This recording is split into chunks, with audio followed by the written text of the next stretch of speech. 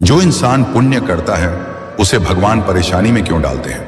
दोस्तों, अक्सर हमारे मन में एक सवाल उठता है, जो इंसान सच्चाई के रास्ते पर चलता है, दूसरों का भला करता है, किसी का बुरा नहीं सोचता, फिर भी उसकी जिंदगी में दुख, कष्ट और परेशानियां क्यों आती हैं। अगर भगवान न्यायप्रिय हैं तो अच्छे इंसान को ही क्यों बार बार आजमाया जाता है। इसका उत्तर बहुत गहरा है। सबसे पहली बात, परेशानी सजा नहीं, परीक्षा होती है। भगवान कभी भी पुण्यात्मा इंसान को दंड देने के लिए कष्ट नहीं देते, वे उसे परखते हैं। जैसे सोना आग में तपकर ही शुद्ध होता है, वैसे ही इंसान कठिनाइयों से गुजरकर ही महान बनता है। भगवान जानते हैं कि यह इंसान टूटेगा नहीं, इसलिए उसे मजबूत बनाने के लिए कठिन रास्ता देते हैं। दूसरी बात, कर्मों का हिसाब केवल इस जन्म का नहीं होता। हम जो आज भोग रहे हैं वह सिर्फ आज का परिणाम नहीं है, यह पिछले जन्मों के अधूरे कर्मों का फल भी हो सकता है। पुण्य करने वाला इंसान उन पुराने कर्मों को जल्दी काट लेता है, इसलिए कभी कभी ऐसा लगता है कि अच्छे इंसान को ही ज्यादा दुख मिल रहा है, जबकि सच यह है कि उसके बुरे कर्मों का हिसाब जल्दी साफ किया जा रहा है। तीसरी बात, भगवान रास्ता आसान नहीं करते, इंसान को ताकतवर बनाते हैं। भगवान ये वादा नहीं करते कि तुम्हारी जिंदगी में कभी दुख नहीं आएगा। वे यह वादा करते हैं कि जब दुख आएगा तब वे तुम्हें उसे सहने की शक्ति देंगे। पुण्यात्मा व्यक्ति को भगवान धैर्य, समझ और विवेक देते हैं ताकि वह हर हाल में सही रास्ते पर बना रहे। चौथी बात, भगवान अपने प्रिय को ज्यादा परखते हैं। महाभारत में देखिए, श्री कृष्ण के सबसे प्रिय पांडव थे, फिर भी उन्हें वनवास मिला, अपमान सहना पड़ा, युद्ध लड़ना पड़ा। भगवान राम को ही देख लीजिए, मर्यादा पुरुषोत्तम होकर भी उन्हें वन जाना पड़ा।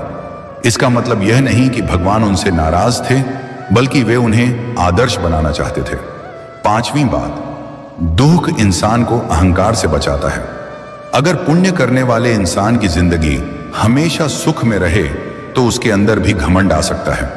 परेशानी इंसान को विनम्र बनाती है, भगवान से जोड़े रखती है और जीवन का असली अर्थ सिखाती है। अंत में याद रखिए, भगवान देर करते हैं, अंधेर नहीं। पुण्य कभी व्यर्थ नहीं जाता।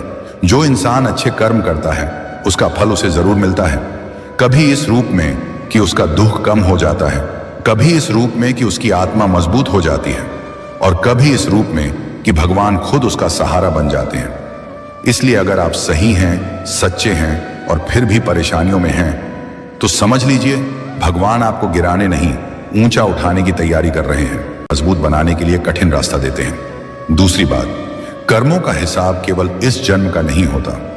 हम जो आज भोग रहे हैं वह सिर्फ आज का परिणाम नहीं है, यह पिछले जन्मों के अधूरे कर्मों का फल भी हो सकता है। पुण्य करने वाला इंसान उन पुराने कर्मों को जल्दी काट लेता है, इसलिए कभी कभी ऐसा लगता है कि अच्छे इंसान को ही ज्यादा दुख मिल रहा है, जबकि सच यह है कि उसके बुरे कर्मों का हिसाब जल्दी साफ किया जा रहा है।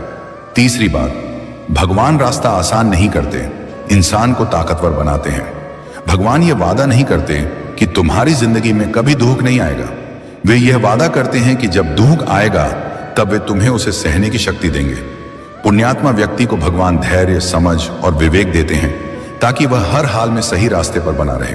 चौथी बात, भगवान अपने प्रिय को ज्यादा परखते हैं। महाभारत में देखिए, श्री कृष्ण के सबसे प्रिय पांडव थे, फिर भी उन्हें वनवास मिला, अपमान सहना पड़ा, युद्ध लड़ना पड़ा। भगवान राम को ही देख लीजिए, मर्यादा पुरुषोत्तम होकर भी उन्हें वन जाना पड़ा। इसका मतलब यह नहीं कि भगवान उनसे नाराज थे, बल्कि वे उन्हें आदर्श बनाना चाहते थे। पांचवी बात, दुख इंसान को अहंकार से बचाता है। अगर पुण्य करने वाले इंसान की जिंदगी हमेशा सुख में रहे तो उसके अंदर भी घमंड आ सकता है। परेशानी इंसान को विनम्र बनाती है, भगवान से जोड़े रखती है और जीवन का असली अर्थ सिखाती है। अंत में याद रखिए, भगवान देर करते हैं, अंधेर नहीं। पुण्य कभी व्यर्थ नहीं जाता। जो इंसान अच्छे कर्म करता है उसका फल उसे जरूर मिलता है, कभी इस रूप में कि उसका दुख कम हो जाता है, कभी इस रूप में कि उसकी आत्मा मजबूत हो जाती है, और कभी इस रूप में कि भगवान खुद उसका सहारा बन जाते हैं। इसलिए अगर आप सही हैं, सच्चे हैं और फिर भी परेशानियों में हैं, तो समझ लीजिए भगवान आपको गिराने नहीं, ऊंचा उठाने की तैयारी कर रहे हैं।